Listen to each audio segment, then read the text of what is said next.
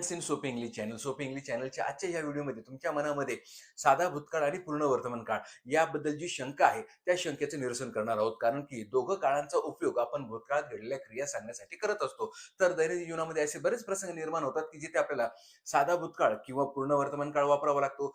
परंतु आपल्या मनामध्ये शंका निर्माण होते की या क्षणाला मी साधा भूतकाळाचा उपयोग करू की पूर्ण वर्तमान काळाचा उपयोग करू. कारण की दोघं काळांचा उपयोग तर भूतकाळात घडलेल्या क्रिया सांगण्यासाठी करायचा असतो आणि मग ती शंका निर्माण होते आणि आपण इंग्लिश बोलताना थोडंसं अडखळतो. तर ह्या शंकेचं निरसन आपण सविस्तरपणे आजच्या या व्हिडिओमध्ये करणार आहोत. परंतु तत्पूर्वी जर तुम्ही चॅनलवर नवीन आला असाल तर चॅनलला सबस्क्राईब करा. कारण की अशाच प्रकारची नवनवीन व्हिडिओज मी तुमच्यासाठी तयार करत असतो. आणि हो, व्हिडिओ आवडला तर नक्कीच लाईक करा आणि शेअर सुद्धा करा. चला, आता या शंकेचं निरसन करण्यासाठी सर्वात प्रथम मी तुमच्या पुढे 2 वाक्य देतो आणि ह्या 2 वाक्याच्या सहाय्याने आपण हे दोघं काळ व्यवस्थित समजून घेण्याचा प्रयत्न करूया. पहिलं वाक्य, रवी लॉस्ट हिज की. आणि दुसरं वाक्य, रवी हॅज लॉस्ट हिज की.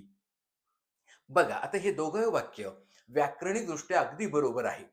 परंतु परिस्थितीनुसार कोणतं वाक्य योग्य ठरेल हे महत्वाचं ठरतं.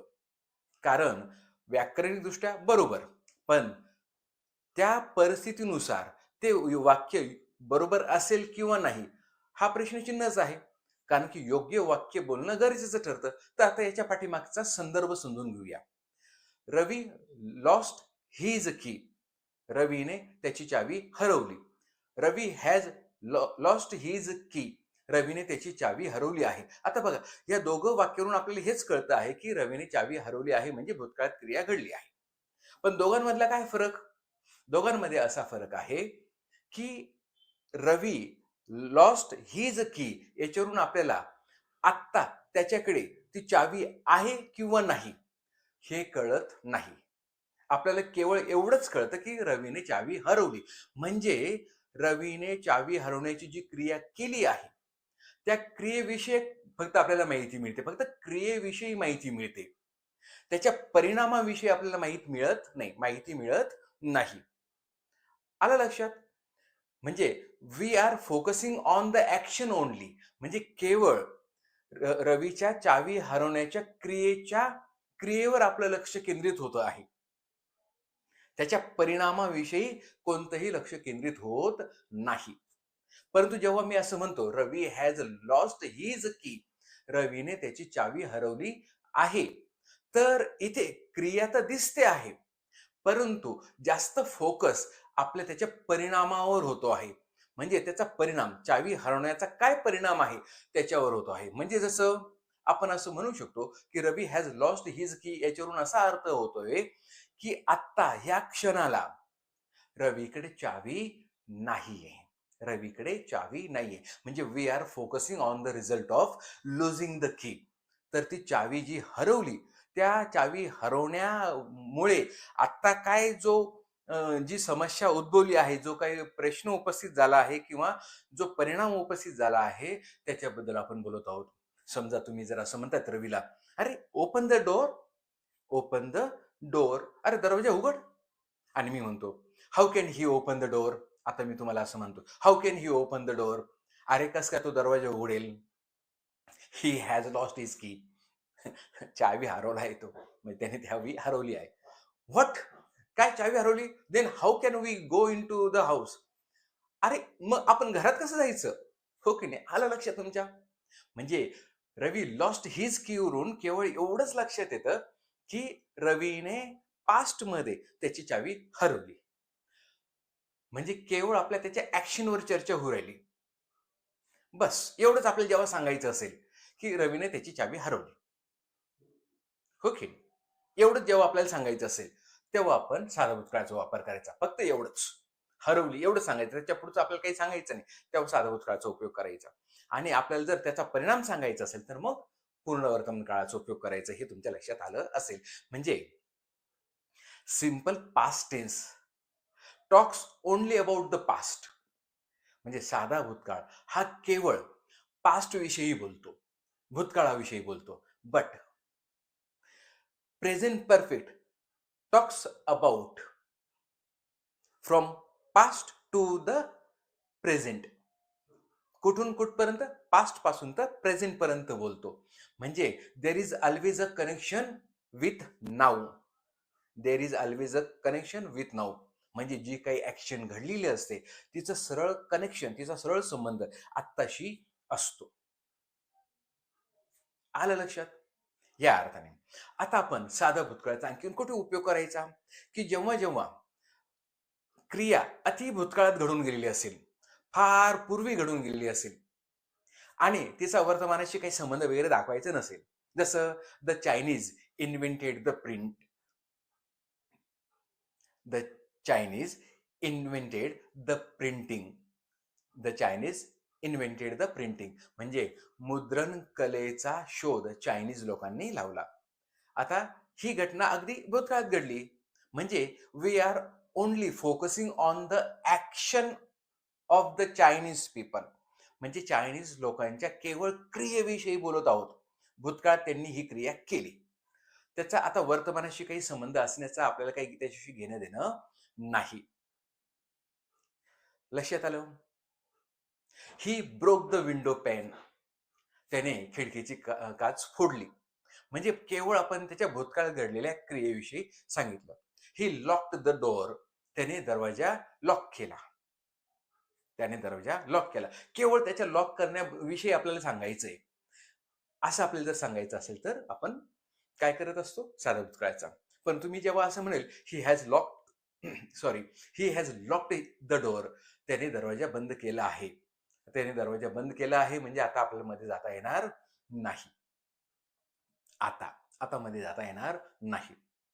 त्याचबरोबर आपण सिंपल पास्टचा कुठे वापर करायचा?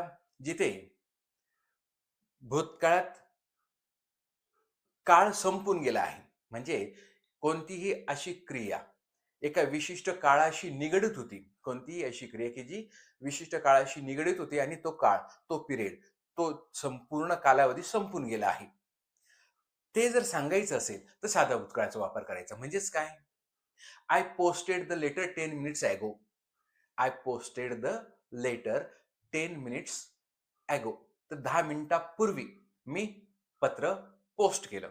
म्हणजे टपाल पेटीमध्ये टाकून दिलं. म्हणजे 10 मिनिटांचा जो कालावधी आहे तो संपला आहे. असा जो कालावधी संपलेला आहे असं जर सांगायचं असेल तर साधा भूतकाळच वापरा. मी आता असं म्हणू शकत नाही. I have posted the letter 10 minutes ago. असं मी म्हणू शकत नाही. कारण की 10 मिनिट्स ॲगो 10 मिनिटापूर्वी 10 मिनिटाचा कालावधी संपून गेला आहे. त्यावेळेस मी आता I have posted the letter म्हणू शकत नाही. मग ते वाक्य चुकीचं ठरेल. तुम्ही केवळ असं म्हणू शकता की I have posted the letter. मी लेटर पोस्ट केलं आहे. म्हणजे याचा अर्थ असा आहे, काय आहे, की आता तुला पोस्ट करायची गरज नाही. कारण की ऑलरेडी मी ते पोस्ट करून आलो आहे. I have already posted the letter. मी अगोदरच पोस्ट करून आलो आहे. म्हणजे आता तुला ते पोस्ट करायची गरज नाही. कारण की ते लेटर तिथं आता टेबलावर नाहीच आहे. आत्ता, हे ना? असा त्याचा अर्थ आहे. परंतु शी सॅंग मेनी सॉंग्स येस्टरडे. शी सॅंग मेनी सॉंग्स येस्टरडे. तर तिने काल पुष्कळशी गाणी गायली. काल हा जो काळ आहे तो संपला आहे. म्हणून आपण शी सॅंग मेनी सॉंग्स, सॅंग म्हटलो. परंतु मी जर असं म्हटलं तर शी has sung many songs today. She has she has sung many songs today. आता तिने आज भरपूरशी गाणी गायली आहे. आता भरपूरशी गाणी गायली आहे याचा काय अर्थ झाला बघा. टुडे हा जो टुडे आहे तो आत्ताचा जो क्षण आहे म्हणजे सकाळपासून तर आत्तापर्यंत. आणि टुडे म्हणजे हा जो आज आहे तो आज अजून संपलेला नाहीये. तो आज अजून संपलेला नाहीये. बघा.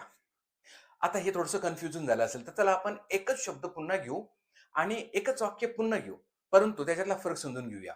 जसं she sang many songs this morning. बारकाईने बघा.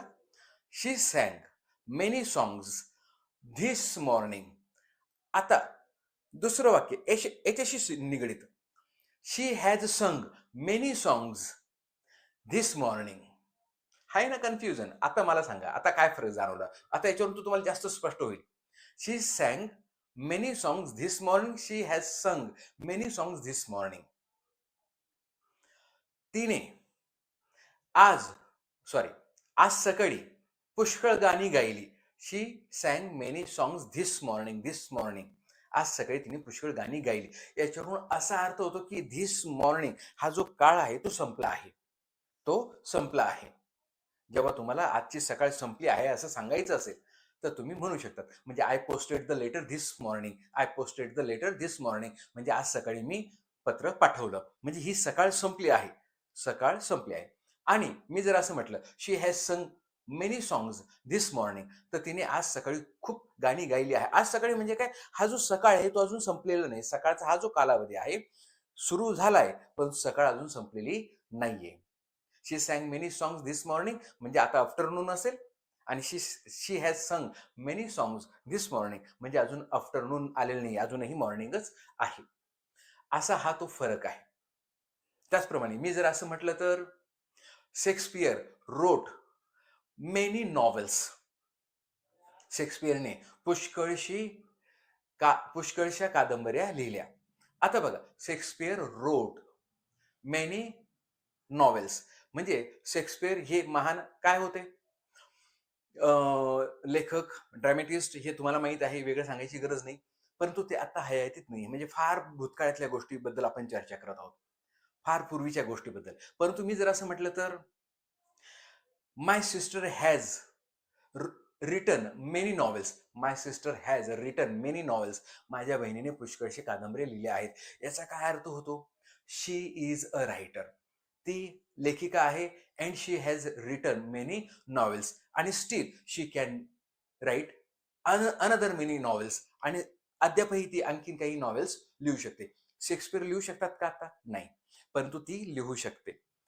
आता बघा, दोघांमधला हा फरक तुम्हाला समजला असेल. म्हणजे फार भूतकाळात घडलेल्या जे क्रिया आहे, त्या सांगण्यासाठी साधा भूतकाळाचा उपयोग करायचा, की ज्याचा संबंध आता वर्तमानाशी काही नाहीये. परंतु माझ्या बहिणीने पुष्कळशा कादंबऱ्या लिहिल्या आहेत, हे बी तर भूतकाळातही ना. परंतु ती आत्ताही लिहू शकते. She is alive. ती जिवंत आहे. ती आत्ताही लिहू शकते. Lataji sang many songs. Lataji sang many songs. लताजींनी पुष्कळशी गाणी गायली. पुष्कळशी गाणी गायली. लक्षात आलं असेल तुमच्या मी असं का म्हटलो? Lata ji has sung many songs. आता असं मी म्हणू शकत नाही. आता मी असं म्हणू शकत नाही. हो की नाही? आलं असं लक्षात. आता तुम्ही असं म्हणू शकतात, Sachin made many centuries. Sachin made many centuries. Sachin made 100 centuries. Sachin scored 100 centuries. म्हणजे सचिन आता खेळत नाही. तर सचिन आता खेळत नाही. तर Sachin made many centuries. Sachin made 100 centuries. असं तुम्ही म्हणू शकतात. परंतु आपण असं म्हणू शकतो Abhishek has made many centuries. अभिषेकने पुष्कळशा सेंचुरीज केल्या आहेत, कारण की तो आत्ताही खेळतो आहे आणि अजूनही तो पुष्कळशा सेंचुरीज करू शकतो. तर हा फरक तुम्हाला समजला असेल. आता जेव्हा तुम्हाला yesterday, last week, 10 minutes ago, 10 years ago असे जे शब्दसमूह वापरायचे असतील, तेव्हा तुम्हाला साधा भूतकाळाचा वापर करायचा आहे. आणि already, just, yet, this week, this year असे शब्द वापरायचे असतील तर पूर्ण वर्तमान काळाचा वापर करायचा. आता this year, this week, today असं जेव्हा आपण म्हणतो, तेव्हा त्याचा अर्थ असा असतो, की हा काळ अजूनही प्रिव्हिलिंग आहे, म्हणजे अजूनही चालू आहे. सुरू तर झाला आहे, परंतु अजून संपलेला नाहीये. तर जेव्हा तुम्हाला ह्या शब्दांचा वापर करायचा असेल, तेव्हा पूर्ण वर्तमान काळाचा, आणि जेव्हा काळ संपून गेलेले अ, काळ संपून गेलेला आहे असा अर्थ दर्शवणारे जे शब्द असतील, ते शब्द वापरायचे असेल, तेव्हा तुम्हाला साधा भूतकाळाचा वापर करायचा आहे. तर अपेक्षा करतो की तुम्हाला आजचा हा व्हिडिओ समजला असेल. या व्हिडिओतून तुमच्या मनातील शंका दूर झाली असेल. आणि हो, व्हिडिओ आवडला असेल तर लाईक करा, शेअर करा आणि चॅनेलला सबस्क्राईब करायला विसरू नका. नमस्कार.